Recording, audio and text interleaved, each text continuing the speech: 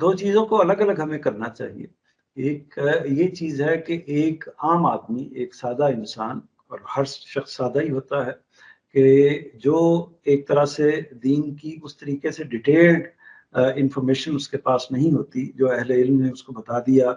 इतना ही वक्त उसके पास होता है कि वो जुमे के मौके पर या किसी नसीहत के मौके पर जाए, या कुछ चीज़ें अपने वालिदैन से, मोहल्ले के किसी उस्ताद से सुन ले, और वो उसके बाद उन चीज़ों को जान ले कि ये दीन की चीज़ें हैं।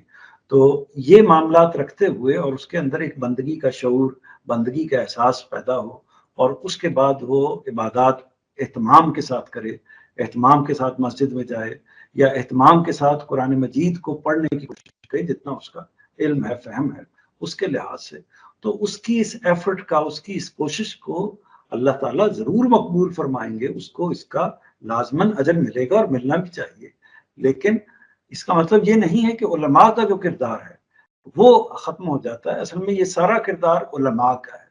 उलमा ही को लोगों के शऊर को बुलंद करना चाहिए, उनको बताना चाहिए कि कुरान मजीद जो है वो उसका असल में वो आपके पास किस मकसद के लिए आया है।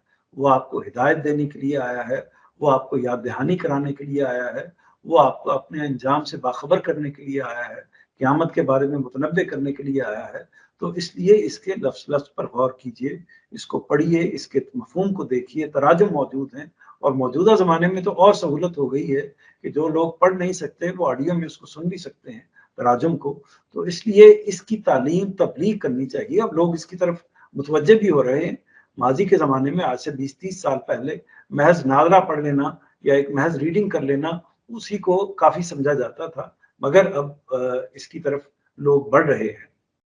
तो मेरा ख्याल है कि अहले इल्म को, आप जैसे समझदार लोगों को, पढ़े लिखे लोगों को अपनी कम्युनिटी के अंदर, अपने बच्चों के अंदर इस बात को फैलाना चाहिए कि असल में कुरान मजीद का मकसद क्या है, कि उसको समझ कर पढ़ा जाए। इसी तरह बाकी इबादत के हवाले से भी इस जगह पर लोगों को लेके आना चाहिए कि जो भी इबादत है, अगर मिसाल के तौर पर परस्तिश है, तो परस्तिश जो भी उसकी सूरतें हैं, वो रुकू है, सुजूद है, उनको किन जज्बों के साथ, किन एहसासात के साथ और किस ताल्लुक के साथ अपने परवरदिगार के हवाले से अंजाम देना चाहिए। इसी तरह इताअत से मुतल्लिक जो भी चीज़ें हैं, उनके पीछे क्या मुहर्रिकात हैं, क्या जज्बात होने चाहिए, क्या एहसासात होने चाहिए। तो ये सारे काम अहले इल्म के हैं, उलमा के हैं।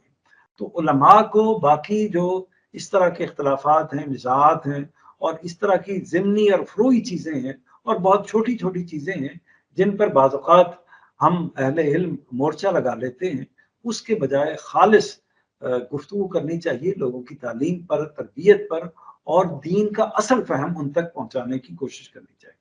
इसी का नतीजा निकलेगा कि बतदरीज लोग उस तरफ, जो उसकी असल रूह है, उसको समझेंगे भी और उसकी तरफ बढ़ना भी शुरू हो जाएंगे।